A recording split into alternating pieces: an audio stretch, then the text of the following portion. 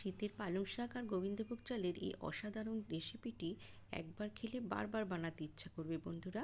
তো আসো আমার রান্নাঘরে, আমি কিভাবে বানালাম আমি তোমাদের সাথে শেয়ার করব।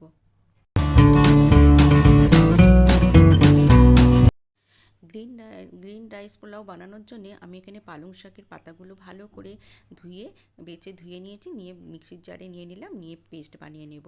এখানে ছোটো বাটির 1 বাটি গোবিন্দভোগ চাল ভালো করে ধুয়ে আমি জল ঝরিয়ে রেখে দেব।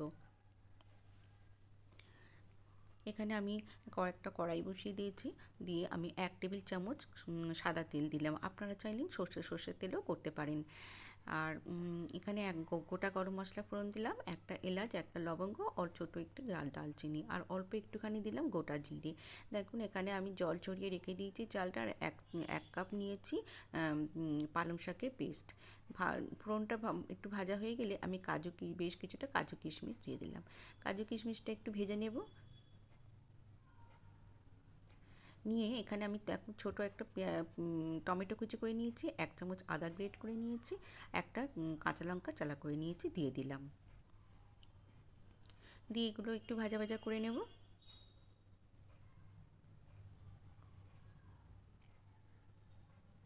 এবারে আমি অল্প একটুখানি দিলাম মটরশুঁটি। আমি গোবিন্দভোগ চালের সাথেও কিছুটা মটরশুঁটি নিয়েছিলাম, 1 মুঠো মটরশুঁটি দিয়ে দিলাম। এবারে আমি দিয়ে দিলাম অল্প একটু হলুদ গুঁড়ো আর লঙ্কা গুঁড়ো, দিয়ে একটু চালটা হালকা করে একটু ভেজে নেব। আমার চ্যানেলে নতুন বন্ধু হলে আমার চ্যানেলটিকে সাবস্ক্রাইব করার অনুরোধ রইল বন্ধুরা, আর ভালো লাগলে লাইক করবেন, আর সবার সাথে বেশি বেশি করে শেয়ার করে দেবেন। এখানে আমি একটু মিষ্টি দিলাম, আর দিলাম স্বাদ মতো নুন, দিয়ে আবারও ভালো করে মিশিয়ে নেব।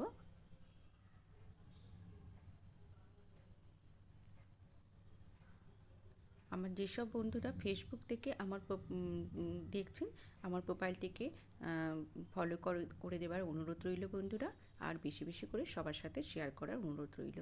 এখানে আমি পালং শাকের পেস্টটা দিয়ে দিলাম, দিয়ে আবারও ভালো করে মিশিয়ে নেব। কি সুন্দর দেখতে লাগছে। এবারে আমি একদম লো ফ্লেমে 2 মিনিট রেখে দেব ঢাকা দিয়ে।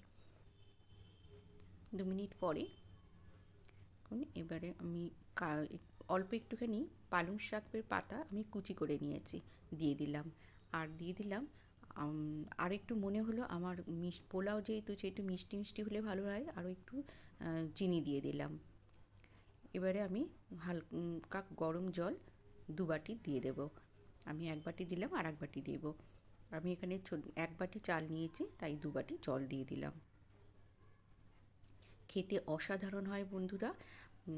শীতকালে মানে এই পোলাওটা এত ভালো লাগে খেতে, আমার পরিবারের সবাই তো খুব পছন্দ করে। আপনারা একবার হলেও ট্রাই করবেন।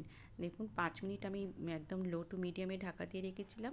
চালটা সিদ্ধ হয়ে গেছে, আমি একটু 1/2 চামচ ঘি দিয়ে দিলাম, দিয়ে ঢাকা দিয়ে আরও 3 মিনিট আমি স্ট্যান্ডিং টাইমে রাখবো।